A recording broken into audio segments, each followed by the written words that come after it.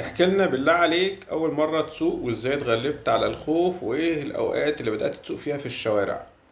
والله أنا أول مرة حد يسألني السؤال ده، ولما جيت فكرت فيه اكتشفت إن أنا محدش علمني السواقة خالص. أنا يعني علمت نفسي بنفسي.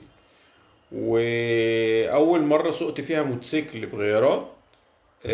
بصراحة عملت حركة جنان جدا، يعني أنا لما بقعد أفكر مع نفسي أنت إزاي عملت كده، ألاقي نفسي كان جنان وجراءة جامدة إن أنا عملت كده. بس انا اتعلمت السواقه بشكل على مراحل بشكل تدريجي. واللي اداني الجراءه ان انا اول مره اسوق موتوسيكل باللي انا عملته ده، ان انا كنت مريت بتجارب كتير قبل كده خلتني مؤهل ان انا اعمل كده. يعني بص اجيب لك القصه من البدايه.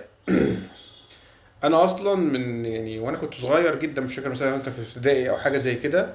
كان جات لي عجله هديه. العجله دي اللي هي العجله اللي بتتقفل، العجل اللي هو الصغير دوت. عجله كانت موجوده في بوكس كده صغير رفيع كده اهو، وكانت متفككه كلها. وانا قعدت كان معاها مفتاح حتى والمسامير وكل حاجه، العجله جايه مفيش حته فيها راكبه فيها مع يعني في بعضها. وانا قمت جاي قعدت اركبها ومش عارف ايه، وكان فيها سندات. فكانت اول تجربه ليا في السواقه ان انا اسوق عجله كانت بسندات، فكان الموضوع سهل، ما كانش فيه حته الخوف من التوازن.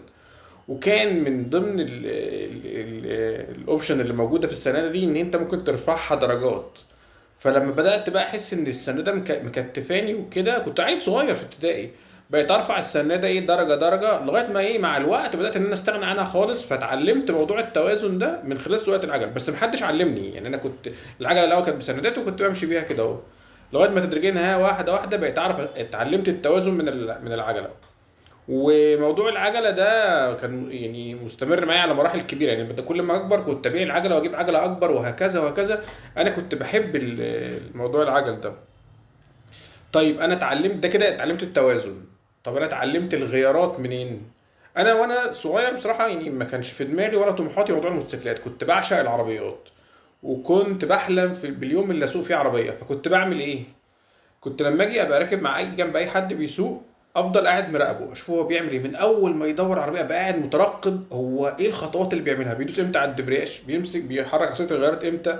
كان الموضوع بالنسبه لي مثير جدا. يعني انا طول عمري بعشق المحركات والمواتير والعربيات وكده. فكنت بقعد اراقب اي سواق. لغايه ما جاتني مره الفرصه، حد من صحابي كنا في ثانوي تقريبا. اه في ثانوي. كان مش عارف سارق عربيه خالته ولا ايه، وبنلفوا بيها شويه احنا شباب ومع بعض وبتاع. فقلت له انا بعرف اسوق، تعالى نجرب. انا ما كنتش خايف، انا كنت متحمس. يعني كميه الادرينالين اللي كانت عندي في الموقف ده، انا كنت متحمس جدا. وعرفت اسوق باول مره من غير ما هو يقول لي اعمل ايه وما تعملش ايه. يعني انا عارف النظري انا عارفه. فطلعت سوقت على طول. كنت بقى بنعمله الموضوع ده كتير، مثلا يجي مش عارف ابن عمي ليله العيد ولا ليله الوقفه طالعين طالعه بتاع مش عارف بعربيات، قام جاي سايق. وهكذا برضك كنت باجر ومش عارف ايه. كنت متعود ان انا اجر عربيات كتير، وكان هدفي في الايجار ان انا بحب اسوق. بس فضلت كده. بعد كده بقى لما جيت ان انا يعني احتجت ان انا اجيب موتوسيكل وكده، ما كانش في دماغي ان انا مش هعرف اسوق. انا اصلا يعني فاهم فكره السواقه بيمشي ازاي. حتى انا اول مره جيت اشتريت موتوسيكل كنت شاريه من مكان بعيد قوي. كانت يعني انا التصرف كان جنان. كنت انا هنا من اسكندريه نفسها من محرم بيه. والمكان اللي كنت بشتريه فيه في العمريه، يعني حوالي اكتر من 30 كيلو فرق بيني وبين المكان اللي انا اشتريته منه. ورحت الموتوسيكل عجبني، كان موتوسيكل حلاوه تايجر، كان عامل مش عارف 4000 ونص وقتها. الكلام ده ممكن نقوله في 2000 كام، مش عارف والله. حوالي 2015 تقريبا او قبل كده كمان ممكن. في 2015 تقريبا. فرحت واتفقت، الموتوسيكل عجبني وحالته كويسه ومش عارف ايه وبتاع. اديت الولا عربون، رحنا الشهر العقاري عمل لي التوكيل، قمت جاي واخد منه الموتوسيكل وماشي. انا عاوز اقول لك ان هو جنان ليه. الطريق اولا مسافته من عندي لغايه العمريه حوالي 30 كيلو او اكتر. والطريق طريق صحراوي مش طريق عادي. انا بقيت ماشي انا مستغرب، يعني انت جات لك الجراحه دي كلها منين عشان تمشي كده اهو. بس انا مش ما كنتش خايف، انا كان الموضوع فيه اثاره وحماس جامد ليا. بس فعليا انا ما حدش علمني السواقه. وعلى فكره السواقه سهله جدا.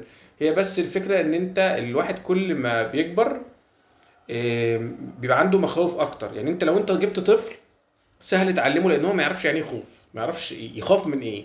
لكن الكبار كل ما واحد بيكبر ويجي يتعلم يتعلم حاجة جديدة، بيبقى يعني ايه عنده عقل اكتر وفاهم المخاوف اكتر، فبيعمل حساب المخاوف دي. بس هي دي كل الفكره، يعني انت كل ما يكون سنك اكبر يبقى التعلم فيه صعوبه، فيه خوف اكتر. لكن عموما السواقه سهله جدا، واي حد عاوز يتعلم السواقه مفيش، سواء صغير او كبير الموضوع بسيط جدا. هي انت في الاول لو انت مثلا، يعني انا كنت منزل فيديو ازاي تعرف تسوق وكده، موتوسيكل الاول مره وتفهم تتحرك ازاي. فانت الاول يعني انت عاوز، انت دلوقتي واحد جديد خالص عمرك ما سوقت، فعاوز تتعلم السواقه ولوحدك. اول حاجه تفهم الخطوات النظريه للسواقه ايه، يعني الدبرياج بيعمل ايه، امتى امسك دبرياج، امتى امسك غيارات، ادوس بنزين امتى، وهكذا. طب انت عرفت بقى الجانب النظري بتاع السواقه، جيب الموتوسيكل وعلى طريق يكون مايل شويه، في ميل يعني، بحيث ان الموتوسيكل يكون لو سبته يبدا ينزل بيك، ومور الموتوسيكل ما تدورهوش، وابدا سيب نفسك مع الطريق لغايه ما تبدا تتعود ان انت حاسس بوزن الموتوسيكل وتعرف توزنه وكده. تدريجيا سنة سنة بدأت تفهم ازاي يمشي. طب دوره، دوس سنة بنزين، اسمع صوت الموتور، اعرف ضغطة البنزين دي بتدور بتحرك الموتور قد ايه، وواحدة واحدة هتلاقي الدنيا سهلة، الموضوع مش صعب. مشيت في طرق داخلية، اهم حاجة بس حاول تدور في حتة فاضية تتعلم.